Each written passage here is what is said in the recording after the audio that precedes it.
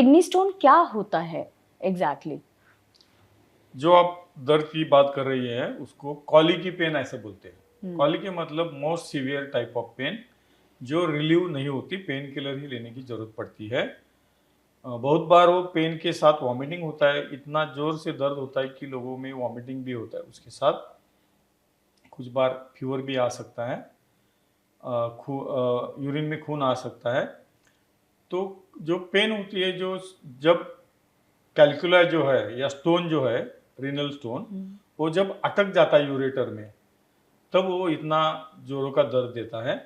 जब वो स्टोन ज़्यादा हार्ड मटेरियल का होता है, जैसे कि कैल्शियम ऑक्सैलेट, तो ज़्यादा दर्द होने की संभावना रहती है। यूरेट के जो स्टोन होते हैं, यूरेट्स ऐसा बोलते हैं उसको, या यूरिक एसिड की, उसमें दर्द इतना नहीं होता।